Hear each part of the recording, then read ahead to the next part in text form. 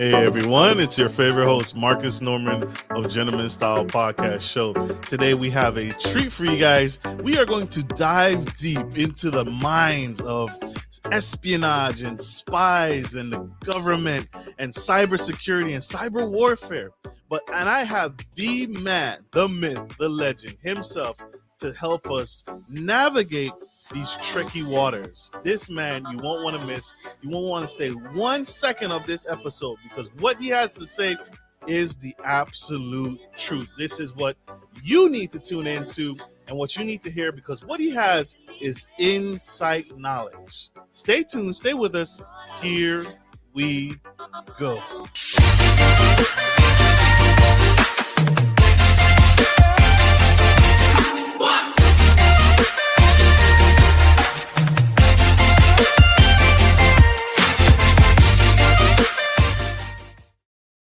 Hey everyone, I'm your favorite host, Marcus of Gentleman Style Podcast Show. And today I have Karim Hijazi.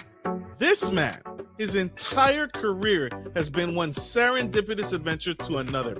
From being born overseas in a tiny oil-rich country in Kuwait to moving to New York City to pursue a career as a professional fashion photographer. And really good, might I add. Really great work and really quality work. Would have never expected him to get into the world of today, which is, first off, starting as a bartender, then working to become a spy, and then a spy hunter, and now today, a cybersecurity expert and professional entrepreneur who has started several businesses and exited several businesses, all in 20 years of his extreme, unique, powerhouse lifestyle. Help me welcome to the stage the incredible Mr. Karim Hijazi.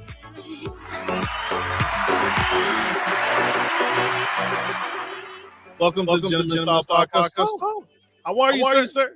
I'm doing really well, Marcus. Thanks for having me here. It's a pleasure. True honor to have you, sir. Sir, I gotta ask a question. How? the number one question. How did you go from bartender, serial entrepreneur, spy? Tell us, how did you get into that? Great question, Marcus. One I get a fair bit, as you can probably imagine. So I'll be as concise as I can because we got so much to talk about today as we talked about pre-show here. So I started with absolutely no intention to go into intelligence. Had no idea I would land there. As you said very accurately in the pre-roll here, I went to New York to be a photographer. Had every intention to go down that road. Realized very quickly in New York City that you can't just jump into the world of being a photographer and make money to live right off the bat. And that led me to get a bartending job. And I've told a lot of people, people are usually give me a little bit of that head tilt, like German Shepherd head tilt, like I don't get why you would possibly suggest that bartending was part of this career path. But I'll say there's no job like bartending that gets you to understand people better very rapidly, where you have a rapid fire approach with people that you need to contend with, positive and negative, and learn the nuances that come with that, which is a key part of an intelligence operative's role, to be honest with you. And I mean, it's funny to draw the parallels, but they're really there. So those were some interesting experiences in my youth, very young doing that. And then ultimately reached a point in my career with that, I should say, sort of a career that I needed to do something bigger. I felt like I was not exactly doing what was, wasn't seeing the full scope of my capabilities. And I moved back overseas to work at a company in a very somewhat boring job, to be honest with you. The company was a firm that represented U.S. oil companies in the Middle East. And they were essentially a paper pushing company. They essentially took contracts and pushed them from one side of the desk to the other to facilitate these deals. And I didn't have a very highfalutin job of any kind. I was just this little minion there. But what I soon realized was that they were challenged because they were trying to help their vendor win a deal. Simply that. And I started asking questions, the usual ones, which is, well, how do you win?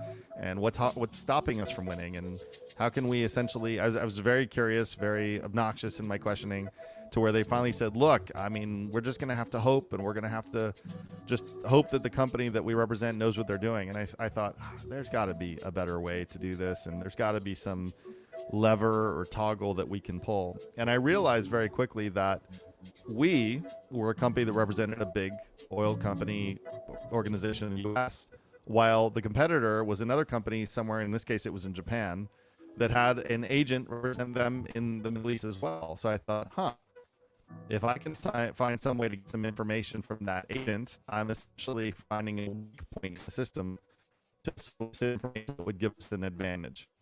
And without getting into gory details, Marcus, I found a way to get that information, delivered it to the management of this company, which allowed us to win this incredibly big deal. And it sort of blew their minds that I was able to get this information, despite all their efforts, despite all the efforts of a multi-million-dollar organization. And it was really one of the base and the fundamentals of what every hacking situation is today. You find a weak spot in the system and you exploit it, and you win by getting an access to the environment by something that was otherwise not seen.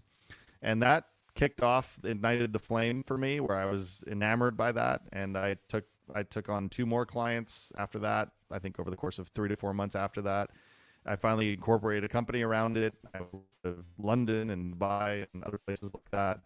And this is the spy part, right? And then eventually moved it to the U.S. and continued the efforts in the early 2000s. It took me all the way around 2001.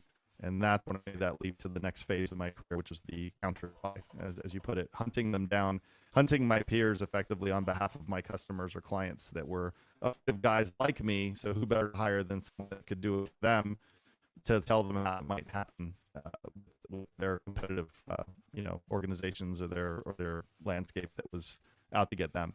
So I'll pause for a minute, but that's essentially how I ended up in that role, as you said very accurately, very serendipitously.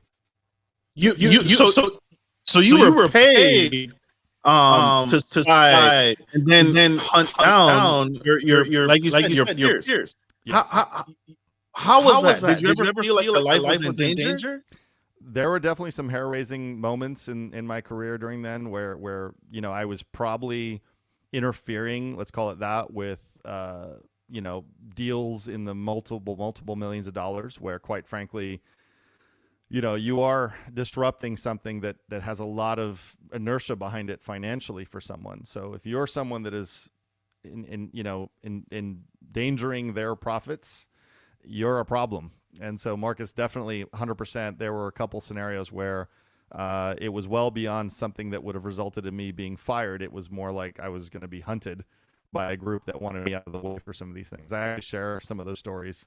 You may have heard, where you started big oil and big pharma, and you're now dealing with the organizations that resemble more like cartels than they resemble corporations. And so you deal with something much more nefarious and scary. So I was glad to move into the realm of security soon thereafter, where I said, look, let me leave the stage where I'm the hunted, and let me start providing security and protections for organizations that may be spied on and help them counter spy. That was very much a big part of my decision process to transition into the protection counter side of the business rather than the actual spying side of the business. Wow. Mr. Karim Hijazi. Yeah. Mr. Karim, tell us. I gotta ask the question. How you started several companies and then exited several, sold them for whatever dollar amount. Tell us about your current company, Prevailion. Yes. What's the goal? What's the company's mission? Yeah, great question, and I'll kind of tee it up with how you led into this. So yes, I've seen opportunity, and with every entrepreneur you probably speak with, it'll be a similar narrative. They see a problem, they identify a solution to that problem, and then they capitalize on that. They throw it out, they steal it, and they figure out a way that can address a large market that really makes something valuable. And up to around 2010, to kind of give you a nice transition from where we left off, where I was the counter spy consultant. That was just me. I was the product, Marcus. I was the actual consultant that was hired to deliver value in terms of advice and recommendations and systems. But it only to the degree I was able to address the problem. I only do so much as an individual or with a small group of consultants. So around 2010, I figured out a technology that originally I built to serve my consultancy directly, but then realized that that technology could be sold independently as a product. And so that was my debut into building companies that actually build a product that can be sold directly to the customer rather than buying the consulting that comes with the product, right? And that was an eye-opening experience for me because I'd never built a product before, certainly not anything to sell. I built tools for the team to never built a product to sell.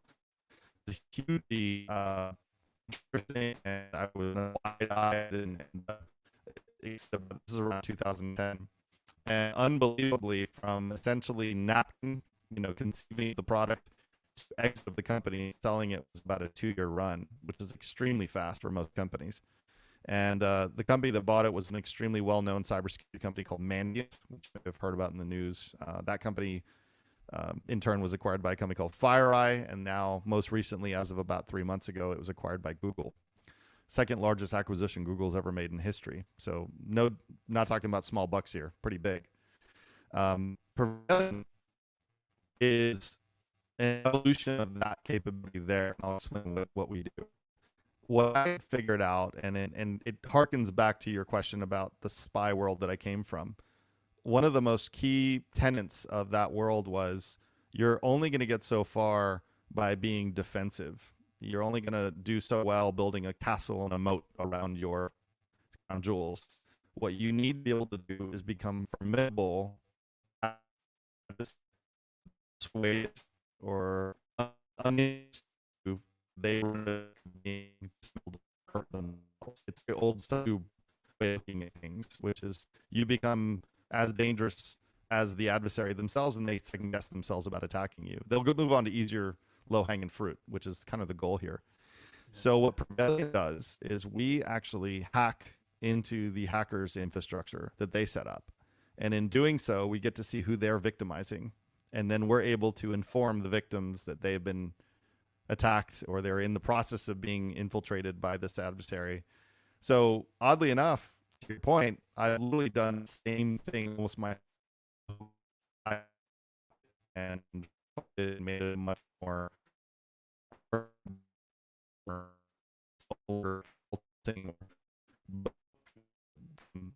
so it's more of a really our intelligence around who's infecting you. And Prevailion in biological terms, just like we've dealt with biological social distancing, we essentially provide the necessary intelligence so companies can cyber socially distance themselves, if you will, from each other so they don't become infected by these threats. So the whole can as you maybe. So you alerted customers and your clients, hey, you are being attacked. Did you offer any tips to prevent attacks? Or did you attack back? Did you say, hey, did your employers ever say, hey, we want you to see what this company's doing, that company's doing, what this country's doing, anything like that? Anything like that? I get those questions a lot. I get those requests. I definitely get additions to the contract which say, hey, while you're in there, do you mind disrupting? And unfortunately, I can only do so much legally as a private sector organization. Usually when I get those types of requests, I'll say, look, let me direct you over here to law enforcement or the intelligence community for further action. It's outside the domain of a private company to respond that way. Now, that being said, we certainly provide an immense amount of intelligence back to the government for actioning. We do provide an immense amount of intelligence to the victim organizations, or I would say organizations that have the proclivity to be infected by their peers. So we allow them to preemptively limit their exposure, which is a big deal. It's almost like, again, I use a biological metaphor a lot. It's as if you and I were working together, Marcus, and I said, look, Marcus, I know you have 3 really good friends you always go to lunch with on Fridays. You might want to hold off on this Friday's lunch because 2 of them are ill. And I don't want you to go and be subject to that infection, so just rain check it. That's equivalently what I provide companies today, the ability to preemptively and proactively limit their exposure to something that could be a problem. And then we help those partner companies remediate those problems. And then we essentially grow think of it like concentric circles, like a target. We keep getting those rings to be more and more green and clean around the center, which is our customer and our client. So it's an interesting strategy that is quite controversial because we're sharing an organization's compromise status with another organization, and everyone has an issue with that. It's like me sharing what would be equivalency of medical records with someone else about a patient, which ethically has its issues. But there's a positive to it. So we've fielded a lot of questions and commentary around that. Wow. Karim Hijazi. We have one commercial break. Don't go anywhere. Stay tuned. We'll be right back. Good day, podcast listeners. This is your boy, Marcus Norman of Gentleman Style Podcast Show. I wanted to let you guys know that we will be rolling out a new feature and adding a join sponsor button next to the subscriber button here at the bottom of your screen. Once you click the button, it will display 3 membership levels. Gentleman Gentry, which is our entry level, Duke Duchess, which is our season level, and the Emperor and Empress, which is our most sophisticated level, which you will receive unique perks and benefits at each differing level and gain access to our community tab. We will also be sharing polls, upcoming events, and interviews, as well as receive feedback from our sponsors directly. Your support helps me find new and exciting guests to bring to the stage live. Well, in order to get the higher end speakers, it requires, you guessed it, money. So thank you for tuning in to my channel. And if becoming a sponsor sounds good to you, then select the join button below and choose your desired sponsor level. Let's continue to grow and serve the future of generations of men and women to come. Love you guys. Bye.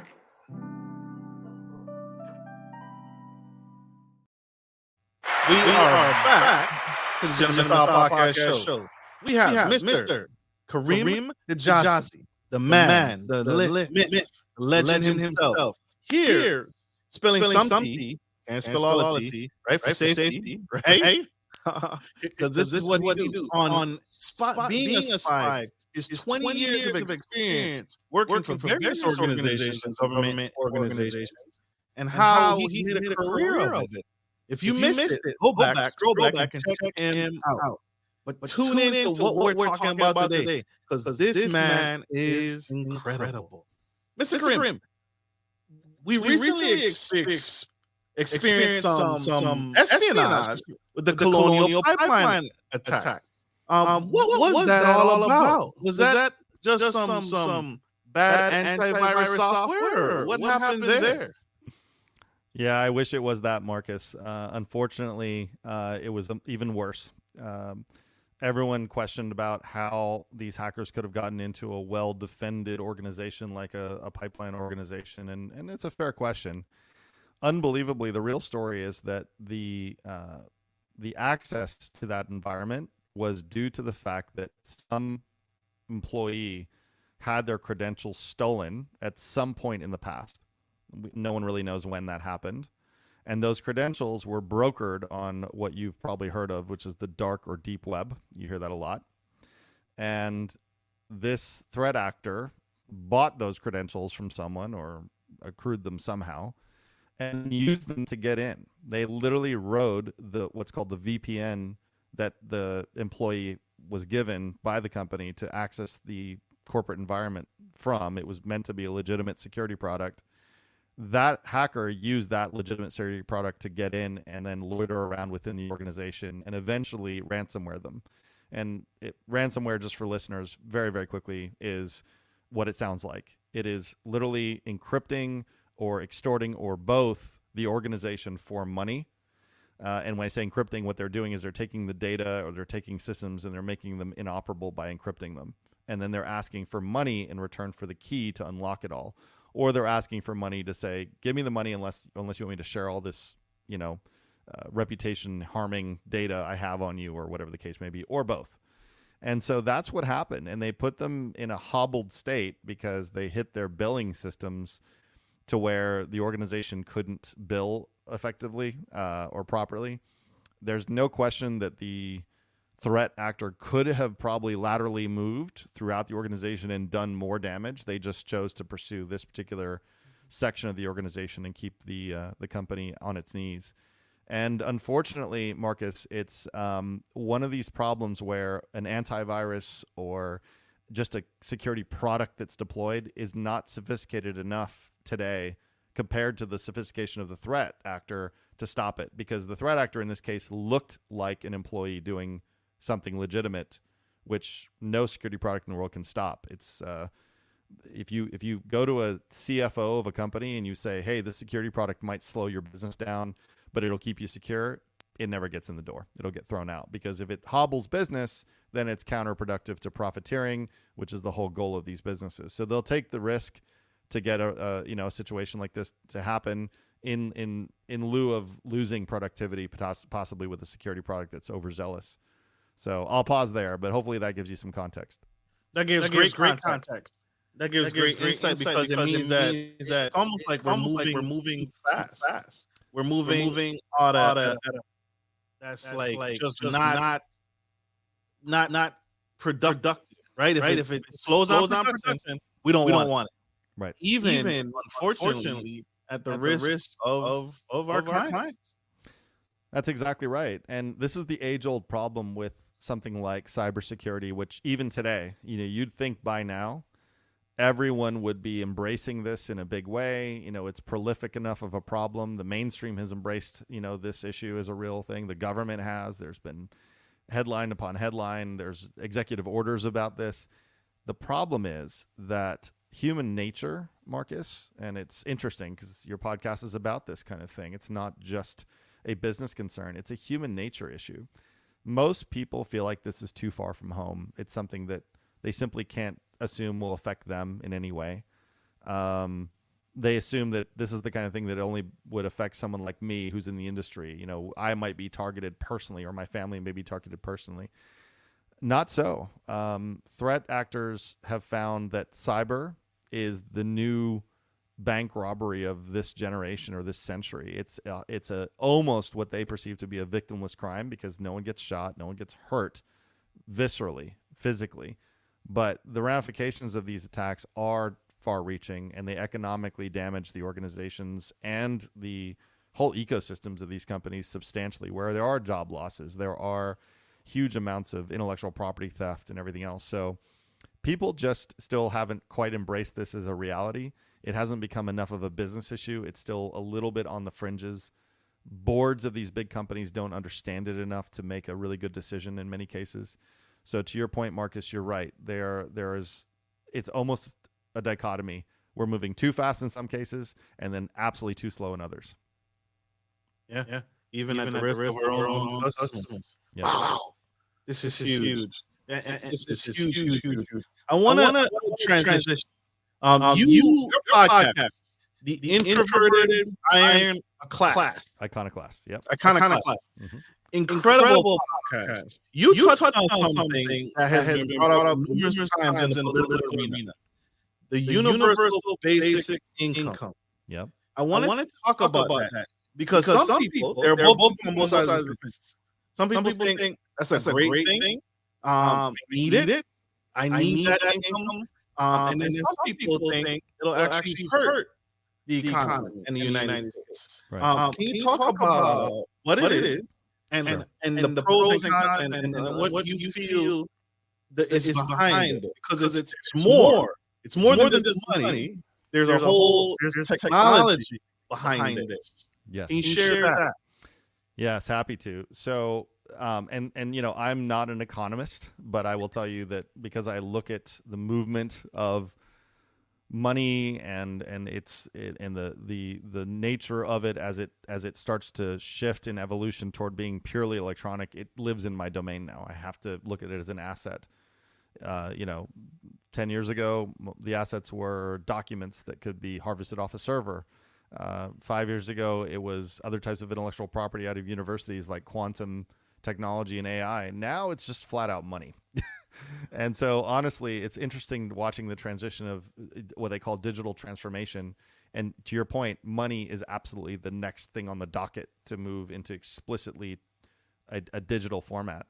As it relates to a UBI or universal basic income, by definition, this is not a new concept. It really is about effectively a baseline income that is granted to you as a citizen of a country by the government on some basis, monthly, bi-monthly, I don't know, quarterly. It depends. I guess it really depends on the nature of the government. But fundamentally, you're just given this money to live. And Whether you have a job or not. Whether you have a job or not. Exactly right. And the key thing here is that while that sounds wonderful to a lot of folks that aren't exactly excited about their job today or don't care to get a job, it does come with strings. And here is where it gets to be interesting. And to your point around how it ties to technology. The concept of cutting a check that comes in the mail as a universal basic income is probably not the format that this is going to be deployed. What they're probably going to do is they're going to marry it with what we've seen or heard a lot about, which are the central bank digital currency, which is essentially the government's incarnation or version of cryptocurrency, right? The difference is, even per the name, it's not going to be decentralized. It's not going to be something that's going to live on a blockchain that everyone can look at and see and touch and have an impact on, which is, and Marcus, you and I could go on for hours about what blockchain is in cryptocurrency, but for the purposes of this question, the difference here is that the government is going to build a system, and if they haven't built it already, at least, we don't know to what degree they've got it built or in beta form or deployed. But what's going to be fascinating is it's going to be a form of currency that will almost live like an electronic wallet on a device, whether it's your phone or something else, and it'll be issued in digital format to that device, whatever that device may be. The key thing here is that it's programmable money. So the money that you get and the money that I get on a monthly basis in the form of a universal basic income could be controlled on a granular level, where if I do something that isn't in the best interest of someone or some group or some government, that value of money that I have could be different than what Marcus has, because Marcus lives by the letter of the law and he does everything exactly right. So it's a form of control that can be, employed here. We've all heard about China and the whole concept of a social credit score. This fundamentally starts to lay the groundwork for something like that, because it's another method of surveillance. It's another method of control. It gives an unprecedented visibility into what you're doing as an individual, all aggregated up into what would be considered their version of a blockchain that they centrally control. So I want to stop you because I want to break that down for those that don't know what's going on. Yep. China is essentially monitoring. They're watching its citizens and verifying that you are doing certain things to improve that social credit score. And that's what makes you a viable citizen.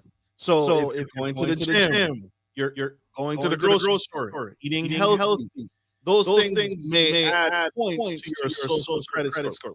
Vice versa, you're not going to work on time. You're not doing certain things that make you a good citizen. It's monitoring. They're watching you, and they're basing your social status and your social credit score off of good or bad habits deemed by them to say this person is worthy of whatever. So I wanted to break that down. I'm sorry. No, that was fantastic, Marcus. And then there's a lot of folks that have asked, and I want to dovetail it into there's two other pieces of this. I didn't really get into it in my small, brief intro to it in my little mini podcast on this, but this will be a good forum to get some people some context. People are probably asking, well, what's the point? I mean, this sounds like almost a new welfare system, which in some ways it is. But here's where it gets really interesting. Technology has gotten sophisticated enough to the point where many, many jobs that are still basically held by humans can start being laid off to or pawned off to technology. You could go to a McDonald's or a fast food place and literally have no people there anymore if they so wished. You could literally have it be completely electronic. And you start thinking about that at scale. Imagine if every McDonald's around the planet decided to go fully automated, because they could literally do it with absolute perfection these days. It's a gigantic vending machine if you want to think about it. And it's possible. And that would cause an immediate outpouring of individuals with, let's call it, minimal skill sets that may not be able to go and supplant their skills somewhere else. So they essentially have to stay home. So there is a reason for why they're going to say you need this, because there's going to be people over time that will start to be let go due to the fact that an automated vending machine is not going to ask for time off. It's not going to need a bathroom break. It's not going to need a paycheck. It's going to work 24/7 without complaint. There's government or big corporate see value in the profiteering nature of that. So there's a reason why this is coming. It's not just simply because they want to start having people go home and do what's right by us. I wish it was altruistic. It's probably not. Then there's another part of this that's concerning. And again, this is a rabbit hole, Marcus, but we touched on it before, so I do want to bring it up. The minute they centralize electronic currency, which counters the very value of crypto as we know it today, like Bitcoin and Ethereum and the rest of these, the fact that it's decentralized is the very nature of why it's secure. Because it's everywhere and nowhere at the same time is what makes it hard to hack. I shouldn't say unhackable because everything's hackable, but it makes it a lot harder to hack because there's no central point that you can train your crosshairs onto to attack, which is what hackers look for. The minute the central bank creates a proverbial electronic or cyber Fort Knox, that becomes target number one for adversaries. And they will hammer at that thing until they get in, whether it's at the walls of that environment or whether it's through a partner organization that has weaker operational security. Per why I built the company I did, because I needed to see what the periphery of an organization might look like before we assume it's safe.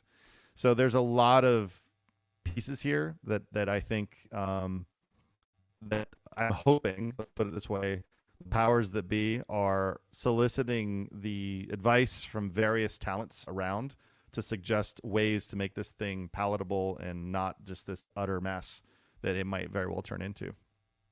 So true. So true.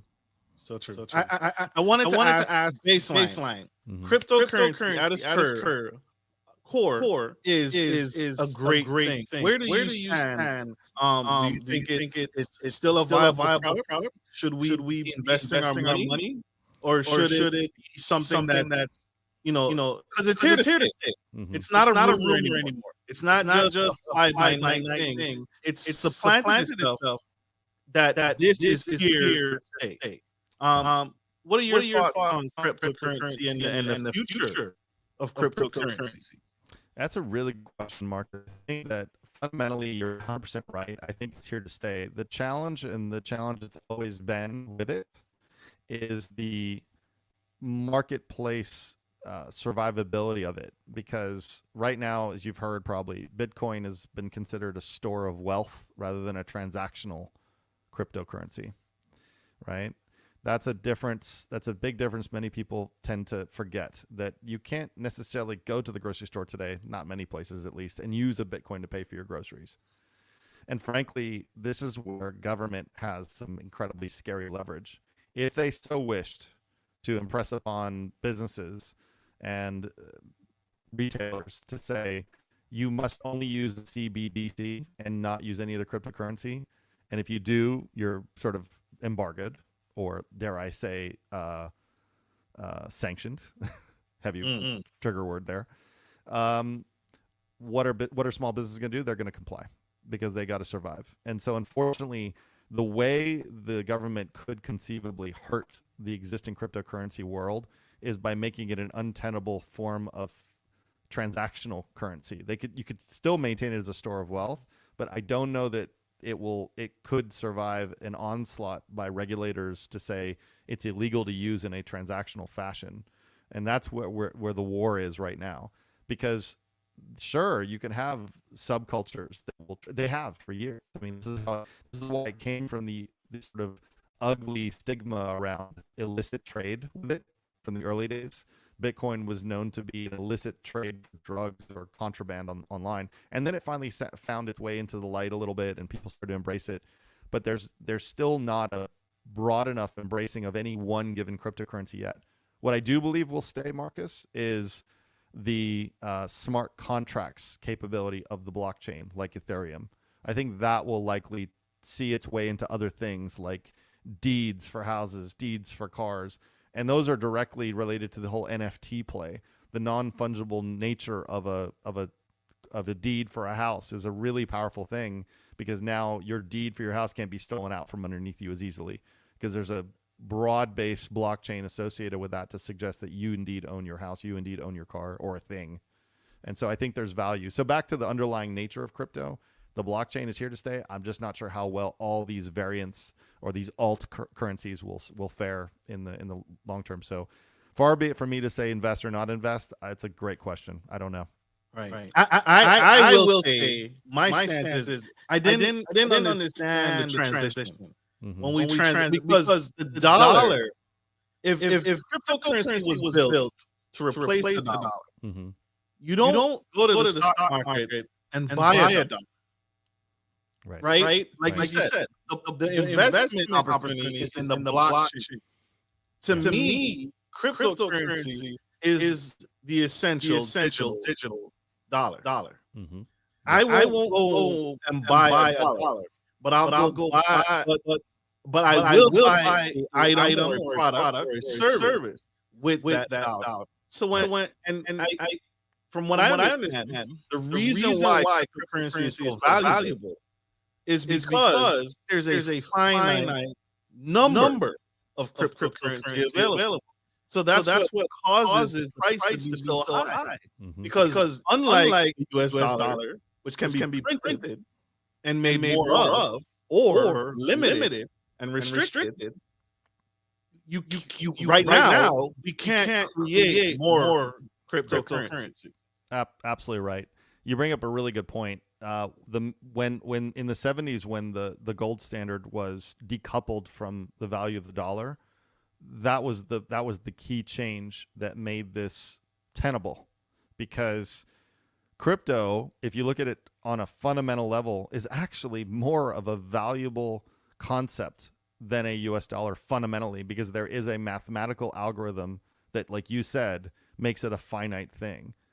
While the US dollar is based on the full faith and blah, blah, blah of the US government. Okay, what's that? That's some ephemeral thing you're telling me. It's not based on the actual amount of gold at Fort Knox, which it used to be. So you're right. Now, the problem is it's getting people into the mindset to understand that an algorithm can indeed control the amount of something. It's a hard thing for a lot of folks to understand.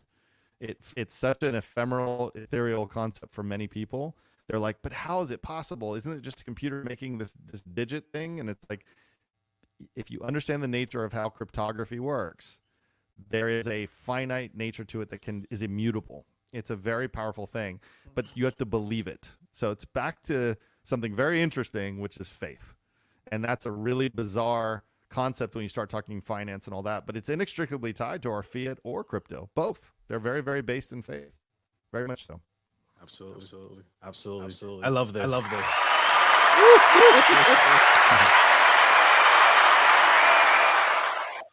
What are some nuggets that you would offer to basic average American? What are some things we can do today to protect ourselves from being attacked, or being getting ransomware? Yeah. What can we do today? No, it's a really good question. And there's a lot of consultants and guidelines and guidebooks and YouTube videos on all the things that you can do, in your home environment. And I think, I could certainly share a few concepts there, but I'll be honest, there's a broader, more fundamental thing that's really, really important. And it's for everyone that either has a family, doesn't have a family, has kids, doesn't have kids. I happen to have kids and a family and everything. It's surface is broader. You have to look at your world from an attack surface perspective. And what I mean by that is literally think of those words, attack surface. How much of your world can be susceptible to an attack. The modem that you have at your house tied to the router, or be the same thing, is one of the conduits by which someone can get in and attack you. The Xbox or PlayStation that your child has or you have, your home computers, your Nest thermostat, your Tesla, your smart TVs, your refrigerator with a IP address that tells you if your milk's sour. Those are all things that can be exploited by an adversary if you give them access to it. Do everything to limit that access, which means do not, and this is the number one thing, do not leave the default settings on the devices that you buy on. At least change the defaults to your own custom passwords and usernames. Do not leave admin password as your default thing, because it's easy, which I get it. But that is the number one thing that gets exploited, is just the defaults that come with these devices that you buy. That would be the first thing I would tell anyone. That's easy. It's just go in there, read the manual again, and see how to change those defaults. The second thing, and this has more to do with people that live on social media, Marcus, and people that absolutely broadcast their lives everywhere. They share every little bit of data about where they are at any given point, how they're doing at any given point, happy, sad, drunk. Don't do that. Do your best to try to limit that level of exposure to the world, because yes, you may be sharing that with your friends that find it humorous, but then guess who's watching? Everyone else is watching, and everyone else that wants to exploit something. The other thing I would mention also here is your children that find this to be the ultimate aphrodisiac for their age, which is the internet and social media and YouTube. All that exposure needs to be managed as a parent. I don't mean limiting them entirely, because then you're going to alienate them and they'll find a way to get to it anyway.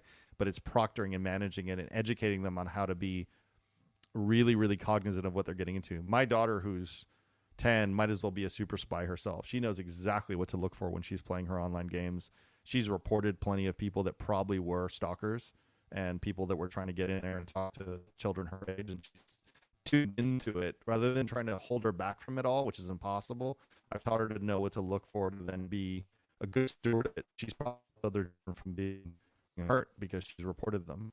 And that's the thing you can do. Make everyone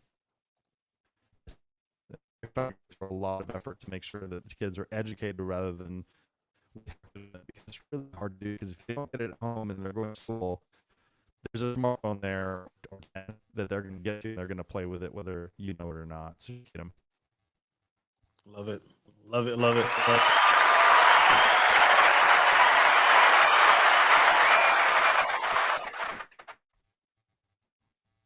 This has been exciting episode.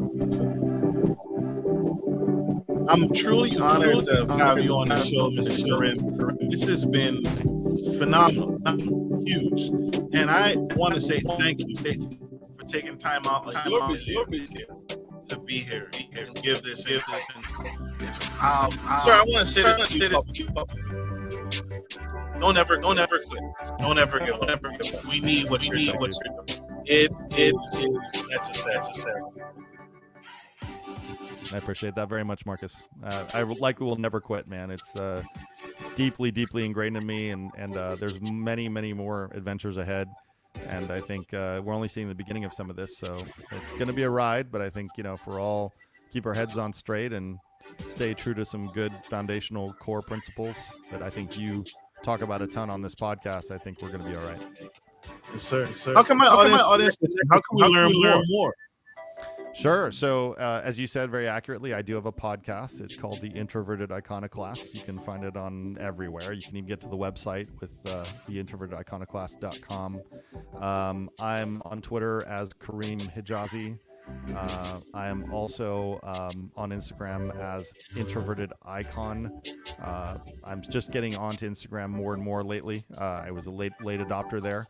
I think, frankly, my goal is to keep getting feedback from folks about what they'd like to hear about. I'm really keen to get as much detail on where people's heads are and how some of my stories could be contributing to their lifestyle. That's the whole goal here. So, those are the best places to find me. Absolutely. The introverted iconoclast. Introverted. Iconic. I'm Iconic. gonna get right. The introverted.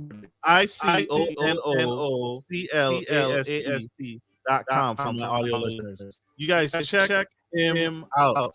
Absolutely informational. Like I said, you learn so much. I've learned so much just from tuning in myself. I have to let him go. He has a world to have. No, he has more to share, more to give, and more to learn and give back to our society. So like I always and every show, take care of your friends, take care of your family, and always take care of business. This is Marcus Norman of Gentleman Style Podcast and Karim Hijazi. Spilling the tea. Love you guys. Bye.